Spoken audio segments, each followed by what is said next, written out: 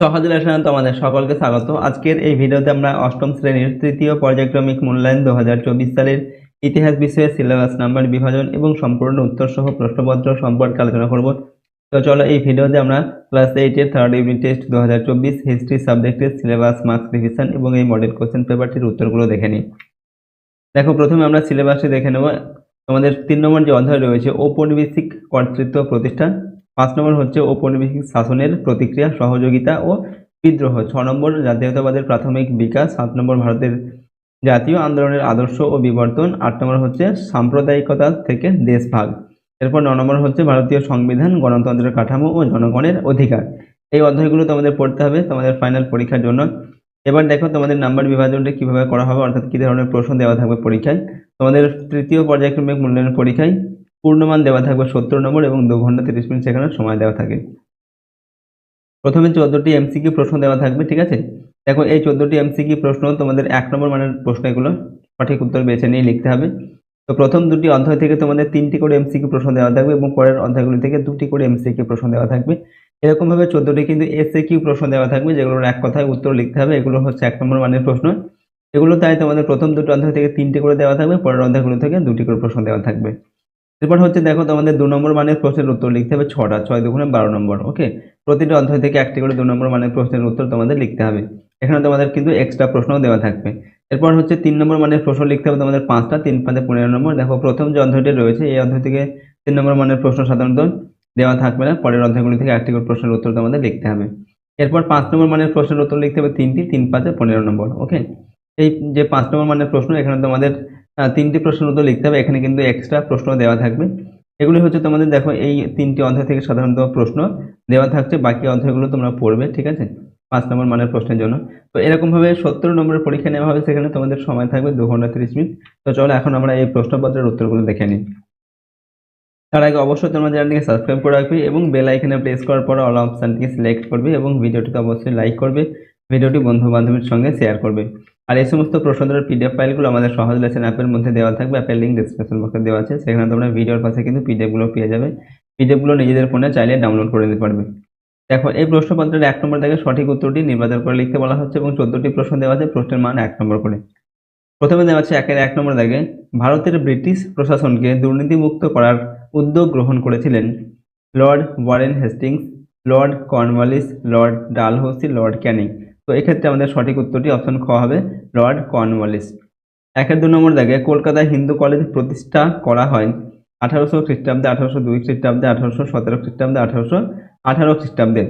তো কলকাতায় হিন্দু কলেজ প্রতিষ্ঠা করা হয় 1817 খ্রিস্টাব্দে। 3 নম্বর, স্যার এলিজা ইম্পের আইনগুলি বাংলায় অনুবাদ করেছিলেন William Jones, Lord Cornwallis, Charles Wilkins, Jonathan Duncan. সঠিক উত্তর অপশন ঘয়েরটা হবে, জোনাথন ডানকন। এবার 4 নম্বর দাগে, মাদ্রাজ প্রেসিডেন্সিতে বিধবা বিবাহ আন্দোলন শুরু করেছিলেন আত্মারাম পাণ্ডুরঙ্গ, মহাদেব গোবিন্দ রানাডে, স্বামী দয়ানন্দ সরস্বতী, বীরেশলিঙ্গম পান্তুরুই। সঠিক উত্তর হবে অপশন ঘয়েরটা, বীরেশলিঙ্গম পান্তুরুই। এরপর 5 নম্বর, রামমোহন পরবর্তী ব্রাহ্ম আন্দোলনকে সংগঠিত করেছিলেন দেবেন্দ্রনাথ ঠাকুর, নবগোপাল মিত্র, রাজনারায়ণ বসু। এরা কেউই নয়। এক্ষেত্রে সঠিক উত্তর অপশন কয়েকটা হবে, দেবেন্দ্রনাথ ঠাকুর। 6 নম্বর হচ্ছে 1857 খ্রিস্টাব্দে মহাবিদ্রোহের সময় ভারতের গভর্নর জেনারেল ছিলেন Warren Hastings, Lord Canning, Lord Dalhousie, Warren Wellesley. তো 1857 খ্রিস্টাব্দে মহাবিদ্রোহের সময় ভারতের গভর্নর জেনারেল ছিলেন লর্ড ক্যানিং। এরপর দেখো, 1883 খ্রিস্টাব্দে কলকাতায় সর্বভারতীয় জাতীয় সম্মেলনের সভাপতি ছিলেন সুরেন্দ্রনাথ ব্যানার্জি, আনন্দমোহন বসু, রামতনু লাহিড়ী, উমেশচন্দ্র ব্যানার্জি। সঠিক উত্তরটা অপশন গ হবে, রামতনু লাহিড়ী। 8 নম্বর, ভারতের রাজধানী কলকাতা থেকে দিল্লিতে স্থানান্তরিত হয়েছিল 1905 খ্রিস্টাব্দে, 1907 খ্রিস্টাব্দে, 1911 খ্রিস্টাব্দে, 1910 খ্রিস্টাব্দে। উত্তর হবে 1911 খ্রিস্টাব্দে। এরপর হচ্ছে সুভাষচন্দ্র বসু জাতীয় কংগ্রেসের সভাপতি নির্বাচিত হয়েছিলেন 1 বার, 2 বার, 3 বার না 1 বারও নয়। সঠিক উত্তর এখানে হবে 2 বার। 10 নম্বর, বাংলায় কৃষক প্রজা পার্টির নেতা ছিলেন মোহাম্মদ আলী জিন্নাহ, সিকান্দার হায়াত খান, মোহাম্মদ ইকবাল, ফজলুল হক। তো সঠিক উত্তর লিখবে অপশন ঘয়েরটা, ফজলুল হক। এরপর দেখো, 11 নম্বর, রাজ্যসভায় সভাপতিত্ব করেন স্পিকার প্রধানমন্ত্রী রাষ্ট্রপতি না উপরাষ্ট্রপতি? তো রাজ্যসভায় সভাপতিত্ব করেন, উত্তর হবে উপরাষ্ট্রপতি। ওকে, অপশন ঘ। নেক্সট হচ্ছে 12 নম্বর, ভারতের সংবিধানে নাগরিকদের মৌলিক অধিকারের কথা বলা হয়েছে 5টি, 6টি, 7টি না 8টি? তো উত্তর হবে 6টি। 13 নম্বর, নিজ খামারে ধান তোলা, নিজ খামারে ধান তোলা। ওকে, স্লোগান ছিল তেভাগা আন্দোলনের, তেলেঙ্গানা আন্দোলনের, নর্দমা বাঁচাও আন্দোলনের না চিপকো আন্দোলনের? সঠিক উত্তর লিখবে তেভাগা আন্দোলনের। এরপর দেখো, সাম্প্রদায়িক বাঁটোয়ারা নীতি ঘোষণা করেন Ramsay MacDonald, Lord Mountbatten, Mohammad Ali Jinnah, Lord Linlithgow? সঠিক উত্তর লিখবে অপশন কয়টা, রামসে ম্যাকডোনাল্ড। 2 নম্বর থেকে নিচের প্রশ্নগুলির নির্দেশ মতো উত্তর লিখতে বলা হচ্ছে এবং প্রশ্নের মান 1 করে 14টি প্রশ্নের উত্তর লিখতে হবে এখান থেকেও। প্রথমে দেওয়া আছে একটি বাক্যে উত্তর দাও। কয়েক দাগে 1940 খ্রিস্টাব্দে মুসলিম লীগের লাহোর অধিবেশনের সভাপতি কে ছিলেন? উত্তর হচ্ছে মোহাম্মদ আলী জিন্নাহ। কয়েক দাগে মহাত্মা গান্ধীর পুরো নাম কি ছিল? উত্তর হচ্ছে মোহনদাস করমচাঁদ গান্ধী। গয়ের দাগে কে প্রথম বাংলা নদী গতিপথের মানচিত্র তৈরি করেছিলেন? উত্তর হচ্ছে জেমস রেনেল। এরপর ঘয়ের দাগে জাতীয় মেলা পরে কি নামে পরিচিত হয়েছিল? উত্তর লিখবে হিন্দু মেলা নামে পরিচিত হয়েছিল। এরপর সত্য অথবা মিথ্যা নির্বাচন করতে হবে। দেখো, ইউনিয়নিস্ট পার্টির নেতা ছিলেন সিকান্দার হায়াত খান, এটা হবে সত্য। ছয়ের দাগে বঙ্গভঙ্গ কার্যকর করা হয়েছিল 1905 খ্রিস্টাব্দে 16 জুলাই, এটা হচ্ছে মিথ্যা। ছয়ের দাগে লর্ড কর্নওয়ালিস পাঞ্জাবে চিরস্থায়ী বন্দোবস্ত চালু করেছিলেন, এটা হবে মিথ্যা। পরের প্রশ্ন দেখো, বাম দিকের সঙ্গে ডান দিক এখানে মিলিয়ে লিখতে হবে। বাম দিকে কি দেওয়া আছে? ডেভিড হেয়ার, দীনবন্ধু মিত্র, সতীশচন্দ্র সামন্ত আর হচ্ছে বি আর আম্বেদকর। আর ডান দিকে দেওয়া আছে তাম্রলিপ্ত জাতীয় সরকার, পুনা চুক্তি, নীলদর্পণ আর হচ্ছে হিন্দু কলেজ। তো ডেভিড হেয়ার এটা হবে হিন্দু কলেজ, আর দীনবন্ধু মিত্র হবে নীলদর্পণ, অপশন 3-এর সঙ্গে মিলবে। সতীশচন্দ্র সামন্ত এটা অপশন 1-এর সঙ্গে মিলবে, তাম্রলিপ্ত জাতীয় সরকার। বি আর আম্বেদকর অপশন 2-এর সঙ্গে মিলবে, পুনা চুক্তি। এরপর দেখো, বেমানান শব্দটি চিহ্নিত করতে হবে। বলা হচ্ছে কি, চম্পারণ সত্যাগ্রহ, অসহযোগ আন্দোলন, আইন অমান্য আন্দোলন আর হচ্ছে ভারত ছাড়ো আন্দোলন। এখানে 4টি শব্দ দেওয়া আছে বা 4টি শব্দগুচ্ছ দেওয়া আছে, ঠিক আছে? তো কোনটা বেমানান শব্দ সেটা লিখতে হবে। উত্তর হবে চম্পারণ সত্যাগ্রহ, এটা হচ্ছে বেমানান। এরপর সুরেন্দ্রনাথ ব্যানার্জি, বিপিনচন্দ্র পাল, লালা লাজপত রায়, বাল গঙ্গাধর তিলক, এদের মধ্যে বেমানান হচ্ছে সুরেন্দ্রনাথ ব্যানার্জি। এরপর দেখো, রাজা রামমোহন রায়, বিদ্যাসাগর, স্যার সৈয়দ আহমদ খান, মহাদেব গোবিন্দ রানাডে, এখান থেকে হবে স্যার সৈয়দ আহমেদ, এটা হবে এখানকার বেমানান শব্দ।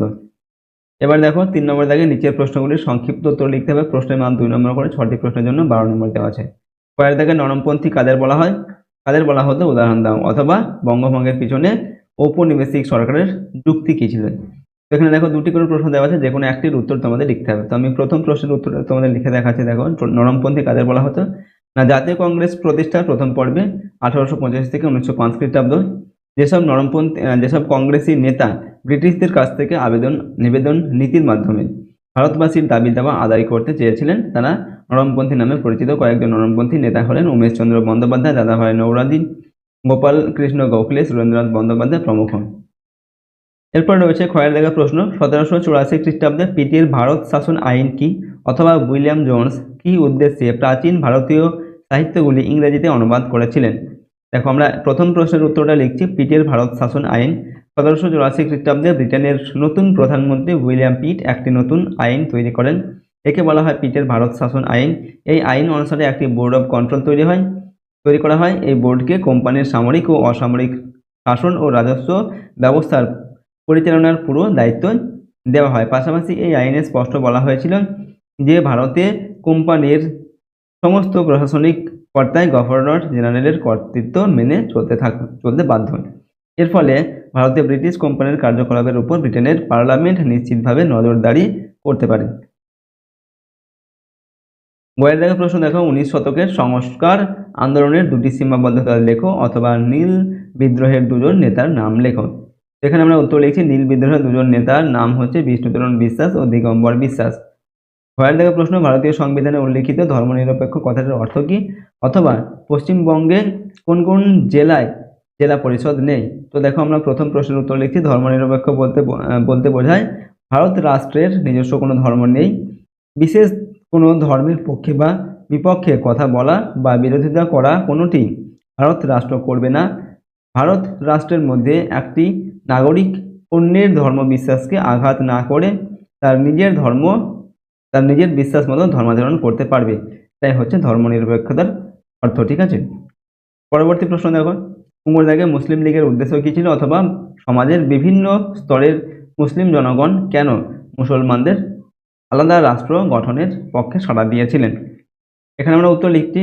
দেখো, 1906 খ্রিস্টাব্দে ঢাকায় মোহামেডান এডুকেশন কনফারেন্সের অধিবেশন বসে। এই সময় মুসলমানদের জন্য অল ইন্ডিয়া মুসলিম লীগ সংগঠন তৈরি হয়। এই সংগঠনের লক্ষ্য ছিল মুসলমানদের স্বার্থ ও রাজনৈতিক অধিকারের প্রতি নজর দেওয়া, পাশাপাশি লীগের উদ্দেশ্য ছিল ব্রিটিশ সরকারের প্রতি অনুগত থাকা। ঠিক আছে, এই হচ্ছে মুসলিম লীগের উদ্দেশ্য। পরের প্রশ্ন দেখুন, টয়ের দাগে স্বরাজ্য দল কারা কেন গঠন করেছিলেন, অথবা সাইমন কমিশন কেন গঠন করা হয়েছিল, ভারতীয়রা কেন এই কমিশন বয়কট করেছিলেন। আমরা লিখছি, কংগ্রেসের মধ্যে চিত্তরঞ্জন দাস ও মতিলাল নেহেরু প্রমুখ নেতারা গান্ধী নীতি থেকে সরে আসার জন্য আহ্বান জানান। তাদের মতে সরকারি আইন পরিষদকে বয়কট না করে তাতে অংশগ্রহণ করে সরকারি নীতি ও কাজে বাধা দেওয়া যাবে। অন্যদিকে গান্ধী প্রথা পুরনো পথেই চলতে উৎসাহী ছিল, ফলে 1922 খ্রিস্টাব্দের শেষ দিকে চিত্তরঞ্জন দাস ও মতিলাল নেহেরু মিলে কংগ্রেস খিলাফত স্বরাজ্য দল তৈরি করেন। 4 নম্বর দেখা, দেখো নিচের প্রশ্নগুলির 4-5টি বাক্যে উত্তর লিখতে হবে। এখানে প্রশ্নের মান 3 নম্বর করে, 3 5 15 নম্বর দেওয়া আছে। পরের দেখা হচ্ছে চৌরি চৌরার ঘটনার গুরুত্ব কি, অথবা 1930-এর দশকে বাংলার বিপ্লবী আন্দোলনে মাস্টারদার অবদান বিবৃত করো। তো এখানে আমরা লিখছি, অহিংস অসহযোগ আন্দোলন সর্বত্র অহিংস ছিল না। ওকে, হিংসার চূড়ান্ত প্রকাশ ঘটেছিল উত্তর প্রদেশের গোরক্ষপুরের চৌরি চৌরা গ্রামে। 1922 খ্রিস্টাব্দের 4 ফেব্রুয়ারি ওই গ্রামের স্থানীয় মানুষেরা প্রতিবাদ জানাতে সমবেত হন। গ্রামে পুলিশ ও জনতার সংঘর্ষ বাধে। জনতার তাড়ায় পুলিশরা থানায় ঢুকে পড়লে থানার দরজা বন্ধ করে বাইরে থেকে আগুন লাগানো হয়। এই ঘটনায় গান্ধীজি অসহযোগ আন্দোলন তুলে নেন। তার মনে হয়েছিল যে দেশবাসী অহিংস আন্দোলনের উপযুক্ত হয়ে ওঠেনি। তবে জাতীয় কংগ্রেসের অনেক নেতাই গান্ধীজির এই সিদ্ধান্তের সমালোচনা করেছিলেন। ওকে, তো এটাই হচ্ছে চৌরি চৌরার ঘটনার গুরুত্ব। এরপর ক্ষয়ের দাগে রয়েছে 19 শতকে সমাজ সংস্কার আন্দোলনে আর্য সমাজের অবদান কি ছিল, অথবা 1857 খ্রিস্টাব্দে মহাবিদ্রোহের ব্যর্থতার কারণ কি ছিল। তো আমরা এখানে দেখো মহাবিদ্রোহের ব্যর্থতার কারণ, এই প্রশ্নের উত্তরটা লিখছি। 1857 খ্রিস্টাব্দে মহাবিদ্রোহে ভারতবাসী তথা ভারতীয় সিপাহীরা সর্বশক্তি প্রয়োগ করলেও শেষ পর্যন্ত এই বিদ্রোহ নানা কারণে ব্যর্থতায় পর্যবসিত হয়েছিল বা হয়। ঠিক আছে, যথা 1 নম্বর হচ্ছে আঞ্চলিক সীমাবদ্ধতা। উত্তরপ্রদেশ, দিল্লি, রোহিলখণ্ড, অযোধ্যা, বাংলা ও বিহারের একাংশ, অর্থাৎ মহাবিদ্রোহ মূলত পূর্ব পাঞ্জাব থেকে পশ্চিম বিহার পর্যন্ত অঞ্চলেই সীমাবদ্ধ ছিল। অর্থাৎ আঞ্চলিক সীমাবদ্ধতা বিদ্রোহের শক্তিহীনতার অন্যতম প্রধান কারণ। 2 নম্বর হচ্ছে জনসমর্থনের অভাব। ঝাঁসি, অযোধ্যা, দিল্লি প্রভৃতি স্থানে মহাবিদ্রোহ জনসমর্থন লাভ করলেও গোয়ালিয়র, নেপাল, হায়দ্রাবাদ, ভোপাল, যোধপুর, পাতিয়ালা ও ঝিন্দ প্রভৃতি অঞ্চলের রাজা, এমনকি সাধারণ মানুষ পর্যন্ত ব্রিটিশদের প্রতি সহানুভূতিশীল ছিল। 3 নম্বর হচ্ছে রক্ষণশীলতা। ভারতীয়দের রক্ষণশীলতা ও প্রতিক্রিয়াশীল মনোভাব বিদ্রোহের ব্যর্থতার অন্যতম কারণ বলে অনেক ঐতিহাসিক মনে করেন। তো এগুলো হচ্ছে মহাবিদ্রোহের ব্যর্থতার কারণ। গোয়ার দাগে দেশীয় মুদ্রণ আইন কি, অথবা বাংলায় বিপ্লবী আন্দোলনে ক্ষুদিরাম বসুর অবদান কি। তো দেখো 1878 খ্রিস্টাব্দে লর্ড লিটন দেশীয় মুদ্রণ আইন জারি করেন। এই আইনে বলা হয়, দেশীয় ভাষায় প্রকাশিত সংবাদপত্রগুলি কোনো সরকার বিরোধী বক্তব্য প্রচার করতে পারবে না। এর যদি অন্যথা হয় তবে সরকার ওই সংবাদপত্র ছাপাখানা বাজেয়াপ্ত করবে। ওই আইনের বিরুদ্ধে দেশজুড়ে প্রবল আন্দোলন শুরু হয়। 1881 খ্রিস্টাব্দে তৎকালীন ভাইসরয় লর্ড রিপন এই আইনটি বাতিল করেন। পরের প্রশ্ন দেখো, ঘয়ের দাগে প্রথম বিশ্বযুদ্ধের সময় ভারতীয় মুসলমানরা কেন ব্রিটিশদের বিরুদ্ধে অসন্তুষ্ট হয়েছিল, অথবা 1940 খ্রিস্টাব্দে মুসলিম লীগের লাহোর অধিবেশনের গুরুত্ব কি ছিল। উত্তর লিখবে, 1940 খ্রিস্টাব্দে মুসলিম লীগের লাহোর অধিবেশনে দ্বিজাতি তত্ত্বের ভিত্তিতে ভারতের মুসলিম সংখ্যাগরিষ্ঠ প্রদেশগুলিকে নিয়ে মুসলমানদের জন্য একটি পৃথক সার্বভৌম মুসলিম রাষ্ট্র গঠনের দাবি উত্থাপিত হয়। এটি লাহোর প্রস্তাব নামে পরিচিত। তবে এই প্রস্তাবে পাকিস্তান কথাটির উল্লেখ না থাকলেও এটি পরবর্তীকালে পাকিস্তান প্রস্তাব নামে পরিচিত। ঠিক আছে, এটা হচ্ছে লাহোর প্রস্তাব বা আমরা এই যে 1940 খ্রিস্টাব্দে মুসলিম লীগের লাহোর অধিবেশনের গুরুত্ব সেই সম্পর্কে লিখলাম। পরের প্রশ্ন দেখো, অঙ্গনে দেখে তেলেঙ্গানা আন্দোলনের কারণ ও ফলাফল বিবৃত করো, অথবা ভারতীয় সংবিধানের স্বীকৃত মৌলিক অধিকারগুলি সম্পর্কে কি জানো। তো দেখো আমরা উত্তর লিখছি এখানে, ভারতের সংবিধানে নাগরিকদের মৌলিক 6টি মৌলিক অধিকারের কথা বলা হয়েছে। এইসব অধিকারগুলি হলো সাম্যের অধিকার, স্বাধীনতার অধিকার, শোষণের বিরুদ্ধে অধিকার, ধর্মীয় স্বাধীনতার অধিকার, শিক্ষা ও সংস্কৃতির অধিকার, সাংবিধানিক প্রতিবিধানের অধিকার। কেন্দ্রীয় ও রাজ্য সরকারের কোনো আইন ভারতের নাগরিকদের মৌলিক অধিকারগুলি ক্ষুণ্ণ করতে পারে না। ঠিক আছে, তো এগুলো আমরা লিখলাম ভারতীয় স্বাধীনতা সংবিধানের স্বীকৃত মৌলিক অধিকারগুলি সম্পর্কে। নেক্সট প্রশ্ন এখন 5 নম্বর থেকে নিচের প্রশ্নগুলির 8-10টি বাক্য উত্তর লিখতে হবে। প্রশ্নের মান 5 নম্বর করে 3টে প্রশ্নের উত্তর এখান থেকে লিখতে হবে। পরের দেখে ইলবার্ট বিল বিতর্ক কি, অথবা ভারতীয় জাতীয় আন্দোলনের ইতিহাসে চরমপন্থার উদ্ভবের কারণগুলি বিবৃত করুন। তো ইলবার্ট বিল কি সেটা আমরা লিখছি। কোনো ভারতীয় বিচারকের ইউরোপীয় অপরাধীদের বিচার করার ক্ষমতা বা অধিকার ছিল না। এই অসাম্য দূর করার জন্য জেনারেল লর্ড রিপনের আইনসভার সদস্য সিপি ইলবার্ট বিচার বিভাগীয় ক্ষেত্রে এই অসাম্য দূর করতে একটি বিল আনেন। তাতে বলা হয় ভারতীয় বিচারকরা ইউরোপীয় অপরাধীদের বিচার করতে পারবে। এর প্রতিবাদে ইউরোপীয়রা বিদ্রোহ ঘোষণা করে। এর ফলে বিল যাতে প্রত্যাহার না করা হয় তার জন্য ভারত সভার উদ্যোগে ভারতীয়রা আন্দোলন শুরু করে। উভয় পক্ষের এই আন্দোলন ও পাল্টা আন্দোলন বিতর্ককে ইলবার্ট বিল বিতর্ক বলা হয়। পরের প্রশ্ন খয়ের দেখো, 19 শতকে শিক্ষা সংস্কার আন্দোলনে বিদ্যাসাগরের অবদান আলোচনা করো, অথবা টিকা লেখো সাঁওতাল বিদ্রোহ। তো আমরা এখানে সাঁওতাল বিদ্রোহ সম্পর্কে টিকাটা লিখছি। 1855 খ্রিস্টাব্দ 1855 থেকে 1856 সালে যে উপজাতি বিদ্রোহ সংঘটিত হয়েছিল তার নাম ছিল সাঁওতাল বিদ্রোহ। বিদ্রোহের কারণ কি ছিল না, এই বিদ্রোহের পিছনে বিভিন্ন কারণ ছিল। 1 নম্বর কারণ হচ্ছে সাঁওতালদের এলাকায় বহিরাগত মহাজন জমিদাররা দিকু নামে পরিচিত ছিল। এরা এসে এখানে বসবাস করতে শুরু করে। এদের প্রভাবে দরিদ্র নিরীহ সাঁওতালরা অত্যাচারের মুখে পড়ে। তারা কম ওজন ও চড়া সুদে টাকা দিত, দলিলে ইচ্ছা মতো বক্তব্য লিখে টিপছাপ নিয়ে নিত। 2 নম্বর হচ্ছে ইউরোপীয় কর্মীরা সাঁওতালদের কাছ থেকে জোর করে হাঁস, মুরগি ও অন্যান্য জিনিস কেড়ে নিত। 3 নম্বর হচ্ছে তাদের জোর করে রেলের কাজে নিয়োগ করা হতো, উপযুক্ত মজুরি দিত না। 4 নম্বর হচ্ছে সবচেয়ে বড় কথা ছিল সাঁওতালদের নিজস্ব সংস্কৃতি বিপন্ন হচ্ছিল। এগুলো হচ্ছে সাঁওতাল বিদ্রোহের কারণ। এরপর লিখে সাঁওতাল বিদ্রোহের কয়েকজন নেতা। বিদ্রোহের নেতা কারা ছিলেন, সিধু কানু, চাঁদ ও ভৈরব প্রমুখ এই বিদ্রোহে গুরুত্বপূর্ণ ভূমিকা নিয়েছিলেন। এই বিদ্রোহ হুল বিদ্রোহ নামে পরিচিত ছিল। এরপর দেখো গয়ের দেখা প্রশ্ন টিকা লিখতে হবে। এখানে বলা হচ্ছে 1946-এর নৌ বিদ্রোহ অথবা মহাত্মা গান্ধীর নেতৃত্বে সংঘটিত 3টি আঞ্চলিক আন্দোলনের বিবরণ দাও। তো আমরা এখানে নৌ বিদ্রোহ সম্পর্কে একটি টিকা লিখছি। 1946 খ্রিস্টাব্দে নৌ বিদ্রোহ ভারতের ইতিহাসে এক উজ্জ্বল দৃষ্টান্ত। নৌ বিদ্রোহের কারণ কি ছিল না, 1 নম্বর ব্রিটিশ কর্তৃপক্ষের বর্ণ বৈষম্যমূলক আচরণ নৌ বিদ্রোহের একটি কারণ। ভারতীয় নৌসেনাদের সঙ্গে ব্রিটিশ অফিসাররা অত্যন্ত খারাপ ব্যবহার করতেন। 2 নম্বর হচ্ছে সমযোগ্যতা থাকলেও ভারতীয় নৌ কর্মচারীদের কখনোই ব্রিটিশ কর্মচারীদের সমান বেতন দেওয়া হতো না। এই বৈষম্যে ভারতীয় নৌসেনারা ক্ষুব্ধ হয়। এরপর 3 নম্বরের কারণ হচ্ছে ভারতীয় নাবিকদের যে খাদ্য দেওয়া হতো তা ছিল অত্যন্ত নিম্নমানের। বহুবার ভালো খাবারের আবেদন করে কোনো সুরাহা হয়নি, ফলে তারা বিদ্রোহের পথ বেছে নেয়। এরপর নৌ বিদ্রোহের সূচনা। বোম্বাই বন্দরে রয়্যাল ইন্ডিয়ান নেভির তলোয়ার নামক জাহাজে রেডিও অপারেটর বলাই দত্ত তার কেবিনে জাতীয় স্লোগান লেখার অপরাধে পদচ্যুত হন।